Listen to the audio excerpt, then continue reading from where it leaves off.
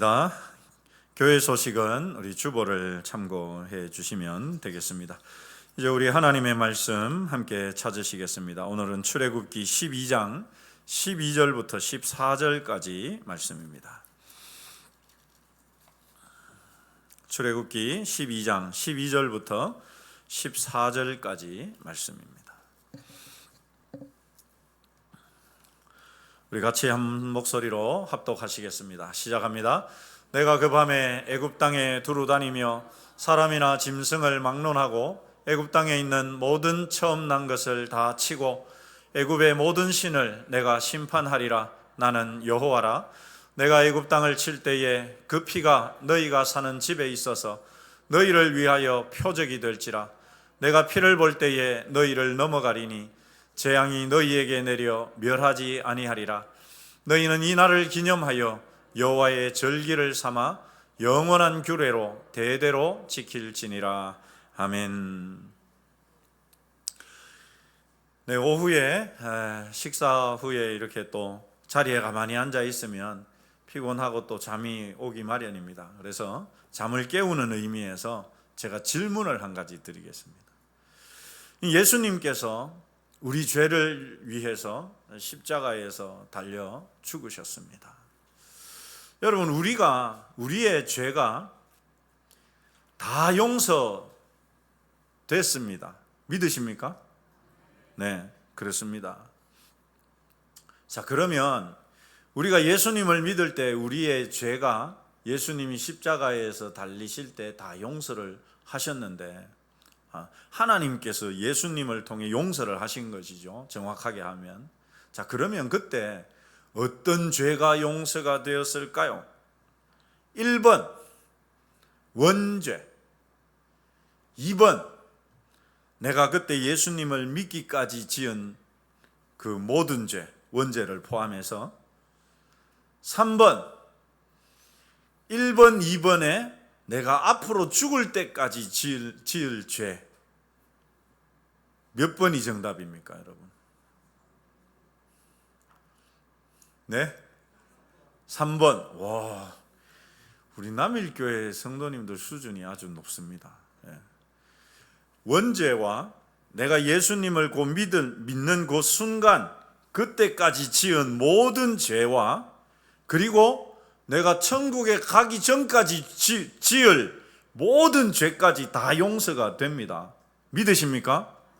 여러분, 우리는 그렇게 용서를, 구원을 받는 겁니다. 자, 그러면 또 한 가지 질문을 드리겠습니다. 자, 그러면 여러분, 기도를 할 때 회개하시지 않습니까? 목사님들도 회개하라고 하고 회개해라 이렇게 하거든요. 여러분, 회개 왜 해야 될까요? 회개할 필요가 있습니까? 없습니까? 아니, 예수님 믿을 때 내가 예수님 딱 믿는 그 순간에 원죄도 용서돼, 내가 지금까지 지은 죄도 용서가 다 돼, 앞으로 지을 죄까지도 다 이미 용서가 된 겁니다. 여러분, 믿으십니까? 이게 진리입니다. 네. 1, 2, 3번이 다 용서가 된단 말입니다. 자, 그러면 회개할 필요가 있습니까? 없습니까? 아니 다시 말씀드릴까요? 자, 우리가 예수님을 믿을 때 예수님이 저를 위해서 믿으신 걸 믿습니다. 아멘. 믿을 때 내 원죄, 그 다음에 내가 지금까지 지은 모든 죄, 앞으로 지을 죄까지도 다 이미 다 용서가 됐습니다. 앞으로 용서해 주실 것을 믿습니다가 아니고 이미 앞으로 내가 지을 죄까지도 이미 용서가 다 된 거예요, 여러분. 그래서 우리가 구원을 받는 겁니다. 자, 그러면 회개 해야 됩니까? 안 해도 됩니까? 또 말씀드릴까요? 아니, 죄가 용서가 다 됐다니까요. 근데 왜 이 회개를 해야 됩니까?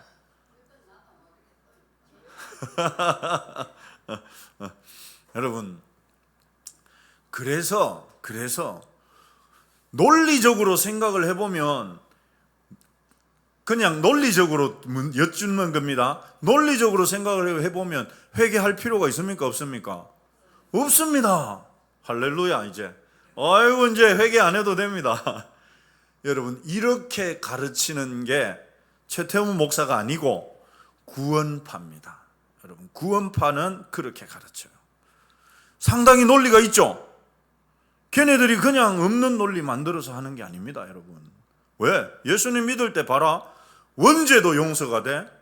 내가 지금까지 지은 죄도 용서가 돼. 앞으로 지을 죄까지도 용서가 다 됐어. 그러니까 여러분, 회개 안 해도 된다. 이렇게 가르치는 게 구원파입니다. 구원을 받았기 때문에 이제 더 이상 회개하지 않아도 된다. 좋겠죠, 여러분? 우리 다 구원파로 갈까요? 그러나 회개를 해야 될까요? 안 해도 될까요? 왜 해야 되냐고요? 왜 해야 됩니까, 여러분? 회개 안 하면 하나님이 용서 안 해줍니까? 그건 예수님의 십자가를 무시하는 거예요. 이미 용서를 받았습니다. 그런데도 불구하고 왜 우리가 회개해야 됩니까? 우리의, 따라서 하십시다, 나의 경건을 위해서.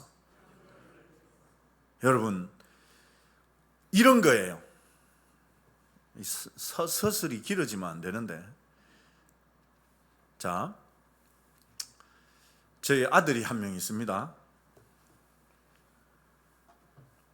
제가 아끼는 컴퓨터가 있다고 치겠습니다. 컴퓨터가 있다고 치겠습니다. 이걸 제가 잠깐 놔두고 갔는데 이 아들이 막 게임하다가 다 부숴버렸어요. 제가 와서 보니까 이 아끼던 컴퓨터를 다 부숴놨어. 화가 나겠습니까? 안 나겠습니까? 화가 납니까? 안 납니까? 예, 납니다. 그죠? 아무리 목사라도 화가 납니다, 여러분. 그런데 이놈이 컴퓨터를 부숴놓고는 태평하게 소파에 누워갖고 과자 먹으면서 아버지 왔어요? 그러는 거예요. 그러다가 저한테 와가지고 아빠, 내일 친구들하고 여행 가야 되는데 10만 원만 주세요. 제가 줄까요? 안 줄까요? 주겠습니까? 저를 하지 말고 여러분들 같으면 주겠습니까? 안 주겠습니까? 뭘 줄까요? 뺨을 따기를 주겠죠. 이놈이 지금 정신이 있나 없나 말이야. 여러분, 아들이 아무리 죽을 죄를 졌어도 아버지와 아들 관계, 호적을 파버리는 아버지는 없습니다. 그렇죠? 이게 우리의 구원이에요, 여러분. 이게 우리의 구원입니다. 그런데 아들이 이런 잘못을 저질러 놨는데 이것이 잘못인지도 모르고 철부지처럼 그렇게 있으면, 그러면서 아버지 용돈 10만 원만 주세요. 그러면 줄 아버지는 아무도 없습니다. 왜 그럴까요, 여러분? 이 지금 관계에, 아버지와 자식의 관계에 이 아들의 잘못이 거기에 이 관계를 손상시켜 버렸어요. 좋은 관계를 깨버렸단 말입니다. 그렇다고 해서 아버지와 아들이라는 관계마저 사라지지는 않습니다. 이건 구원이라면 그 아버지와 아들의 좋은 관계는 우리가 기도할 때 하나님이 우리에게 은혜를 내려주시고 우리 삶에 도움을 주시고 복을 주시는 것이 그 관계에 의해서 일어납니다. 근데 여러분, 아들이 잘못을 해놔놓고 그게 잘못인지도 모르는 것은, 이거는 아버지가 아들에게 이걸 알려줘야 되거든요. 그래서 어떻게 할까요? 징계를 하고 회초리를 때리거나 그렇게 합니다. 그런데 제가 집에 갔는데 아들이 똑같이 이걸 다 깨부셔 놔놓고는 그 앞에서 막 엉엉 울면서 무릎 꿇고 앉아가지고 막 엉엉 울면서 들어가니까 아버지 잘못했습니다. 용서해 주세요. 이걸 이렇게 다 부셔놨습니다. 그럼 아버지가 어떻게 하겠습니까? 이런 새끼 회초리 가져와 해서 회초리 때릴 아버지가 있습니까? 없습니까? 없습니다. 어떻게 합니까? 속은 상하지만, 아끼는 컴퓨터가 깨졌으니까 속은 상하지만, 됐다 인마 일어나, 뭐 그거 갖고 그러고 있어, 다시 사면 되지, 일어나, 괜찮아, 가서 공부해, 이런단 말이죠. 그리고 나서 아들이 와가지고 아빠 정말 죄송하지만 제가 내일 친구들과 이미 약속이 되어 있어서 여행을 가야 되는데 10만 원만 주시면 안 되겠습니까? 그러면 어떻게 할까요? 여러분, 그러면 어떻게 하겠습니까?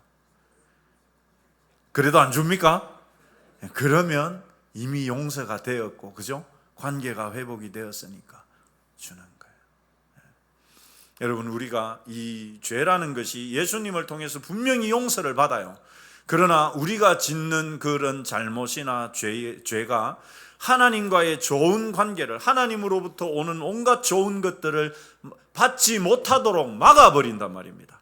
그것을 해결하고 풀어내는 것이 회개이고, 그 회개를 통해서 우리는 어떻게 됩니까? 죄에 대해서 더 경각심을 갖게 되고, 그러면서 한 걸음 더 거룩함으로 들어가게 되어지고, 이것이 우리의 구원. 그래서 회개해야 됩니까? 안 해도 됩니까? 네, 꼭 해야 되는 것이죠. 그렇다고 해서 여러분 막 죄를 용서받지 못한 것처럼 회개하는 것이 아니에요. 내가 여기에 저지른 것에 대한 통회, 자복, 그리고 결단, 이것이 여러분 회개 안에 들어가는 것이죠. 이제 본격적으로 오늘 본문을 봐야 되는데, 여러분, 우리가 여기에서 다루고자 하는 것이 우리의 구원입니다. 유월절이 이스라엘 민족에게 있어서는 가장 큰 명절이거든요. 그런데 그 이스라엘의 유월절이 이스라엘의 명절이기는 하지만 이것이 우리의 구원과도 너무나 밀접한 관계가 있기 때문에 유월절을 가리켜서 뭐라고 하느냐? 한번 따라서 하십시다. 구약의 십자가. 그러니까 그만큼 유월절 안에는 우리 구원의 원리가 그 안에 담겨 있습니다. 첫 번째 원리가 뭐냐? 여러분 2절 말씀을 우리 같이 읽어보겠습니다. 시작합니다. 이 달을 너희에게 달의 곧 해의 첫 달이 되게 하고, 달의 시작인데 시작이라는 말이 빠졌습니다. 달의 시작 곧 해의 첫 달이 되게 하고, 여러분 이 달, 그 달이 뭐냐? 유월절이 있는 달이에요. 유월절을 했던 그 달을 지금까지 지켜오던 달력이 있었는데 그 치아프고, 유월절이 있던 그 달을 첫 달로 해라, 1월로 해라, 새로운 달이 된 겁니다.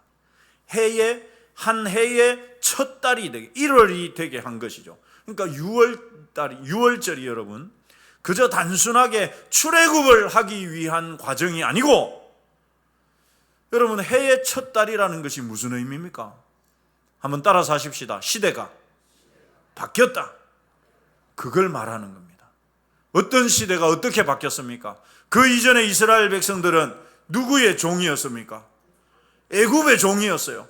바로를 섬기고 있었는데, 유월절을 통해서 이제 진짜 하나님의 구원을 얻은 누구의 백성?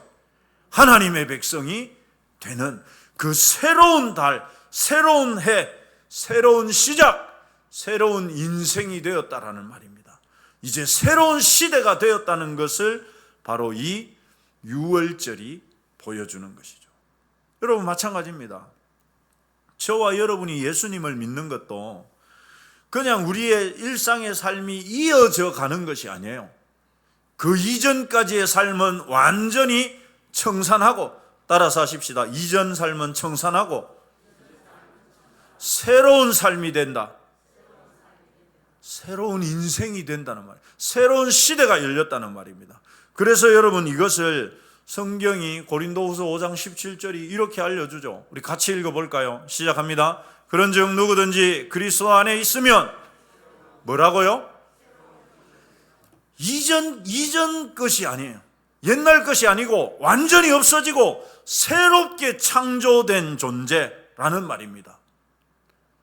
누가요? 예수님을 믿는 사람이. 그러니까 예수님을 믿는다는 말은 이전의 삶을 완전히 청산하고 새로운 삶, 새로운 존재 자체가 새롭게 되었다는 말입니다. 옆 사람에게 인사하십시다. 아이고 새 것이군요. 여러분 외형이 좀 나이가 들어서 뭐 주름이 있건 없건 간에 여러분 나는, 따라서 하십시다. 나는 새 거다. 믿으십니까? 성경이 그렇게 말씀하는 거예요. 새로운 피조물. 피조물은 창조물이란 말. 하나님이 우리를 새롭게 창조했다는 말. 에이, 목사님 거짓말도. 난 똑같은데요. 이전은 똑같은데요. 그러나 우리 하나님께는 우리는 새로운 존재가 되었다는 말입니다. 근데 중요한 것은 우리 자신이 그것을 인정하고 받아들여야 됩니다. 뭐 똑같은 사람인데 뭐 이전이랑 나랑 뭐 생각이 달라지거나 막 뭐가 쑥 들어와가지고 내 머릿속을 확 완전히 바꿔놓거나 그러지 않던데, 중요한 것은 내가 그것을 인정하는 거예요. 그리고 나서 이전의 삶을 내가 계속 청산해 가려고 하는 겁니다. 그리고 새로운 삶을 살려고 노력하는 것이죠. 이것이 여러분 구원받은 사람의 뭐 유월절이 여러분 그런 것입니다. 얘들아, 이제 너희들 옛날 시대는 끝났어. 오늘부터 새로운 시대야. 그래서 여러분 어떻게 하라고 했습니까? 유월절이 있는 그 달을 첫 달로 1월로 하라고 말씀하신 겁니다.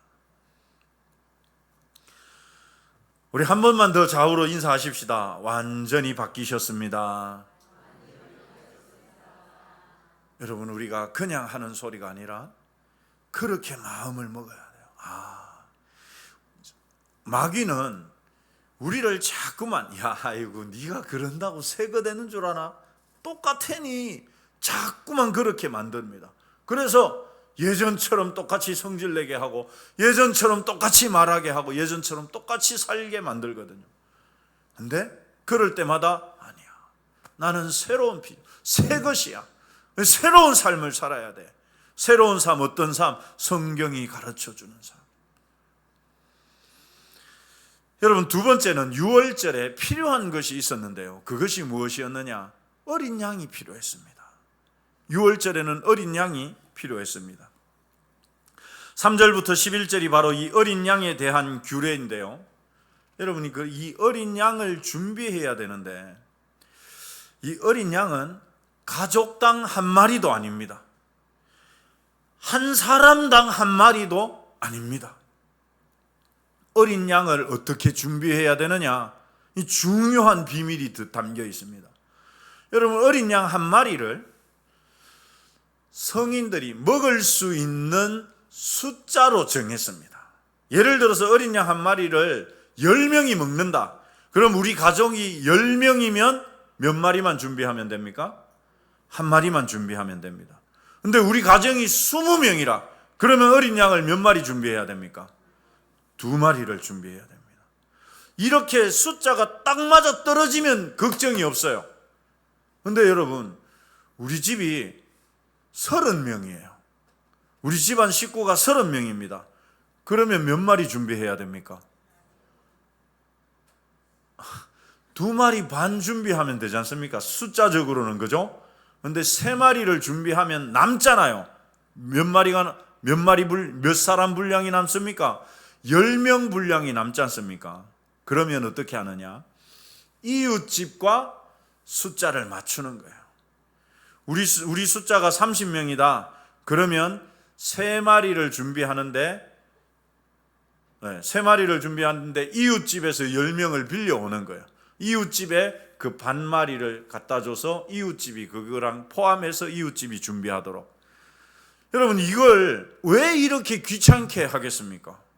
그냥 차라리 한 집당 한 마리 하든지, 아니면 여러분 한 사람당 한 마리를 하든지, 차라리 그 어린 양 한 마리를 먹을 수 있는 사람 숫자로 맞춘 것, 이게 유월절의 비밀이에요. 여러분, 왜 이렇게 하느냐?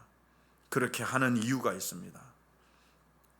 한번 따라서 하십시다. 어린 양을 먹어야 되기 때문이다. 이 어린 양을 먹어야 돼요. 여러분, 어린 양을 먹는 게 굉장히 중요합니다. 왜 중요하냐? 이게 왜 중요하냐? 여기에 인원수를 잘못 계산해가지고 만약에 우리 집 식구들이 먹다가 양이 남았어요. 일반적으로는 그러면 어떻게 하느냐? 그거 남겨놨다가 다음 날 먹어도 됐습니다. 그런데 유월절 양만큼은 남았으면 그 다음 날 남겨놨다가 먹을 수가 없습니다. 불태워서 없애버려야 합니다. 이건 여러분, 어린 양과 사람, 그걸 먹는 사람의 숫자를 맞추어서 이 사람들이 이 양을 다 먹도록 만든 거예요. 어린 양을 먹어야 했습니다. 유월절에 있어서 여러분, 우리는 피만 중요하게 여기죠. 맞아요, 여러분. 그 어린 양을 잡을 때 피를 받아가지고 그 피를 문 좌우 설주와 임방에 발라야 합니다. 그래야 그 피를 보고 죽음의 사자가 넘어가서 유월해서 유월절이 되는 거거든요. 그런데 그보다 더 중요한 의미가 사실은 그 어린 양의 고기를 구워서 집안 사람들이 먹는 데 있습니다. 왜 그것을 먹어야 됐느냐? 여러분, 이 어린 양을 잡을 때 받아두었던 피를 문 좌우 인방에 바르게 했죠. 그러면 그 피를 보고서 그 집을 넘어간다고 했습니다. 그런데 세례 요한이 세례를 주는 자리에 우리 예수님이 이렇게 오시잖아요. 그때 세례 요한이 그 예수님을 보고서 이렇게 말합니다. 우리 다 같이 읽어보겠습니다. 시작합니다. 이튿날 요한이 예수께서 자기에게 나오심을 보고 이르되 보라, 세상 죄를 지고 가는 하나님의 어린 양이로다. 여러분, 여기 표현 가운데 제일 중요한 세상 죄를 지고 가는, 저것도 중요하지만 그보다 구약적인 의미가 더 담겨 있는 말은 어린 양이라는 표현입니다. 왜? 세례 요한은 정확하게 알아본 거예요. 예수님을 딱 보자마자 어린 양이다. 어떤 어린 양? 여러분, 세상 죄를 지고 가는 어린 양인데 그 양이 옛날 무슨 양이었습니까? 유월절에 잡던 어린 양이란 말입니다. 세례 요한은 그 예수님을 보면서 유월절에 어린 양을 준비하던 그 어린 양을 떠올렸고, 그래서 하나님의 어린 양이다. 이건 하나님이 우리를 위해서 준비하신 유월절 어린 양이라는 것을 세례 요한은 알았단 말입니다. 그런데 여러분, 그 예수님이 제자들과 성만찬을 하시면서 뭐라고 이야기하시느냐? 이렇게 말씀하시거든요. 같이 읽어보시죠. 시작합니다. 이것은 죄사함을 얻게 하려고 많은 사람을 위하여 흘리는 바 나의 피 곧 언약의 피니라. 이것은 옛날 모세가 이스라엘 백성들에게 피를 확 뿌리면서 그 하나님과 시내산 언약을 체결할 때 피를 백성들에게 뿌리면서 이것이 언약의 피다라고 말했던 그것을 의미하는 거예요. 그래서 예수님의 그 피가 하나님과 우리가 언약 관계가 되는 언약의 피라는 말이거든요. 그런데 여러분, 예수님이 피에 대해서 이렇게 말씀하셨지만 고기에 대해서도 말씀하십니다. 같이 읽어보겠습니다. 시작합니다. 내 살을 먹고 내 피를 마시는 자는 영생을 가졌고 마지막 날에 내가 그를 다시 살리리니 내 살은 참된 양식이요 내 피는 참된 음료로. 여러분, 구약의 유월절에 어린 양을 잡아서 불에 구워서 그 고기를 어떻게 했습니까? 그 고기를 어떻게 했어요? 그 집안에 있는 모든 사람이 먹었습니다. 예수님이 지금 뭐라고 말씀하시느냐? 너희가 내 뭐를 먹고? 살을 먹어야 된다라고 말씀하시죠. 그래서 여러분, 로마 시대 초대교회는 이 규정 때문에 저 예수쟁이들은 식인종이다, 이렇게 비난을 받기도 했습니다. 여러분, 우리는 예수님의 살을 먹는다는 의미가 무엇인지 알죠? 예수님 살을 우리가 어떻게 먹습니까? 어떻게 먹습니까? 어떻게 먹습니까? 성찬식에서 포도주 잔을 가지고 예수님의 피로 알고 마시고, 그 떡을 가지고 빵을 가지고 우리가 예수님의 살로 먹잖아요. 여러분, 성찬식의 의미가 이 의미가 담겨 있는 겁니다. 자, 그러면 하나님은 왜 굳이 분명 어린 양을 잡아서 문 좌우 임방과 거기 설주에 피칠을 하면 죽음의 사자가 넘어간다고 했거든요. 그러면 구원을 받습니다. 그런데 왜 살을 먹으라고 했을까요? 왜 어린 양의 고기를 구워서 먹으라고 했을까요? 여러분, 왜 그랬을까요? 또 우리 예수님은 왜 자기의 살을 우리가 먹어야 된다라고 말씀할까요? 거기에는 여러분, 어린 양의 피를 단순하게 바른다고 의미가 있는 것이 아닙니다. 그 집안의 사람들이 그 피로 인해서 구원을 받는 것은 어린 양의 고기를 먹었기 때문입니다. 왜요? 그 어린 양의 고기를 먹어서 그 어린 양이 내가 되고 내가 어린 양이 되고 그 어린 양이 죽어서 피가 발라져 있기 때문에 거기에는 장자가 원래는 죽어야 되는데 그 장자 대신에 어린 양이 죽은 게 되기 때문입니다. 바로 어린 양과 나를 일치시키는 과정이 뭡니까? 그 고기를 먹는 과정입니다. 그래서 여러분, 이 어린 양을 잡아서 먹고 불에 구워서 먹고 그 피를 바를 때 그 피가 나에게 의미가 있는 겁니다. 여러분, 우리가 예수님을 믿을 때 구원을 받죠. 예수님이 흘리신 그 십자가에서 흘리신 피가 나의 죄를 다 씻어냅니다. 나에게 넘어왔던 그 원죄도, 내가 이전까지 지었던 죄도, 앞으로 지을 죄까지도 그 예수님의 피가 다 씻어주는데 여기에는 비밀이 담겨 있단 말입니다. 그냥 예수님의 피가 십자가에서, 그럼 예수님이 모든 인류를 대신해서 다 죽으셨잖아. 그러면 예수님을 믿든 안 믿든 다 모든 죄가 용서되어야 하지 않겠습니까? 그런데 여러분, 왜 예수님을 믿는 사람만의 죄가 용서를 받습니까?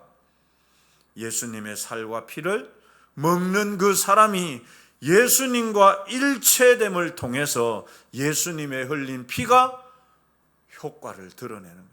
예수님과 나의 일체성을 만들어내는 것입니다. 구약의 그 어린 양의 살을 먹고 그 피를 발랐을 때 그 어린 양이 나를 대신해서 죽은 것과 마찬가지가 되는 것입니다. 여러분, 어린 양은 반드시 가족을 포함한 모든 이 수만큼 잡아야 했습니다. 그래야 그를 대신해서 죽은 어린 양의 피가 그의 목숨을 대신할 수 있었습니다. 유월절이 단순하게 피를 바른 것이 아니라 어린 양과 내가 어린 양이 되고 어린 양이 내가 되는 그 과정이 있었단 말이죠. 그것이 어린 양의 고기를 먹는 것이었습니다. 그래서 여러분, 예수님께서도 그렇게 말씀하셨던 것입니다. 내가 진실로 진실로 너희에게 이르노니, 같이 읽겠습니다. 인자의 살을 먹지 아니하고 인자의 피를 마시지 아니하면 너희 속에 생명이 없느니라. 이 말씀이 어디에서 나온 거냐? 유월절에서 나온 거예요. 여러분, 유월절 어린 양의 고기를 구워서 먹는 거기에서 나온 것입니다. 어린 양이신 예수님은 한 명이고, 여러분, 오늘날만 해도 예수님을 믿는 사람은 수십억 명인데 어떻게 그 대비가 맞겠습니까? 어떻게 그 대비가 맞습니까? 우리가 예수님께서 제정하신 그 성찬식, 물론 예수님을 믿을 때 그 예수님과 내가 일체가 됩니다. 예수님을 믿을 때. 그러나 그것을 보여주는 것이 성찬식이죠. 우리가 성찬식을 통해 빵을 주님의 몸으로, 잔을 주님의 피로 알고 먹고 마시는 이유가 바로 이것입니다. 예수님과 우리의 연합함, 하나됨, 그것을 의미하는 것이죠. 그래서 예수님은 누구든지 내 살과 피를 먹고 마시는 자는 영생을 가졌다고 선언하시는 것입니다. 그런데 여러분, 여기에는 또 다른 의미가 담겨 있습니다. 그것을 사도 바울이 잘 알려주는데 너무도 유명한 말씀이지만 우리 같이 읽어보시겠습니다. 시작합니다. 내가 그리스도와 함께 십자가에 못 박혔나니 그런즉 이제는 내가 사는 것이 아니요 오직 내 안에 그리스도께서 사시는 것이라. 여러분, 이 일이 어떻게 일어납니까? 우리가 예수님의 살을 먹고 그 피를 마심으로 나와 예수님이 하나가 되어서 예수님이 십자가에 달리셔 죽으실 때 나도 함께 달려 죽었기 때문에 우리의 죄가 예수님의 죽음으로 인해서 용서되어지는 것이죠. 예수님의 살을 먹고 피를 마시는 것은 단순히 성찬에 참여하는 것이라고 오해해서는 안 됩니다. 여러분, 그것은 예수님과의 완전한 연합을 의미합니다. 그리고 예수님의 살과 피를 먹고 마신다는 것은 예수님의 삶을 내가 이제 살겠다라는 것을 의미하는 것이죠. 누구든지 그리스도 안에 있으면 새로운 피조물이라고 한 그 새로운 피조물의 의미가 뭐냐? 이제는 내 옛날의 삶을 내가 사는 것이 아니라 예수님의 삶을 이제는 살겠다라고 고백하는 것입니다. 예전의 나의 습관, 나의 가치관이 아니라 예수님의 삶으로, 예수님의 가치관으로 사는 삶을 말하는 것이죠. 여러분, 이것이 우리의 구원입니다. 그래서 구원은 하나의 어떤 사건, 단회적인 사건이 아니라 삶으로 이어지는 거예요. 삶으로 이어져. 예배가 우리의 삶으로 이어져야 하는 것처럼 구원 역시도 여러분 마찬가지입니다. 여러분, 지금까지는 우리가 예수님을 믿는 믿음으로 얻는 그 구원에만 머물러 있었습니다. 예수천당, 불신지옥, 그것이 대표적인 것이죠. 물론 틀린 말은 아닙니다. 예수님 믿어야 구원을 얻으니까. 그런데 여러분, 구원이라는 것이 그렇게 단순하게 단회적인 것이 아니라 구원이라는 것이 뭐냐? 나와 예수님이 하나가 되는 거, 일체가 되는 거. 예수님의 살과 피를 먹고 마심으로 인해서 나와 예수님이 하나가 되어서 이제는 내가 예수님의 삶을 살아가는 것, 그것이 여러분, 그것이 우리의 구원입니다. 그동안 우리는 구원을 일회적인 사건으로만 여겼습니다. 그래서 거기서 멈췄어요. 그러나 진정한 구원은 거기서 멈추는 것이 아니라, 예수님을 믿는 데서 멈추는 것이 아니라 더 나아가는, 어디까지 나아갑니까? 예수님의 삶을 사는 데까지. 우리 좌우로 한번 인사하시겠습니다. 예수님의 삶을 삽시다.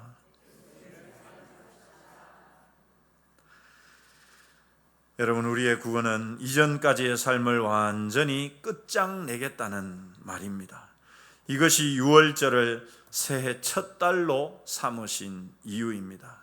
그렇다면 구원받은 사람은 당연히 새로운 삶을 살아야 합니다.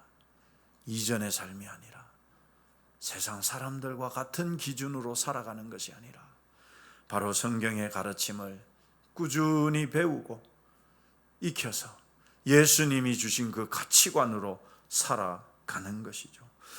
저와 여러분이 세상 사람처럼 사는 데서 완전히 돌아서서 예수님의 삶을 사는 대로 여러분 완전히 변화된 삶으로 나아가시기를 축원합니다. 그래서 그분을 따라가는, 쫓아가는 그런 저와 여러분 되시기를 주님의 이름으로 축원합니다.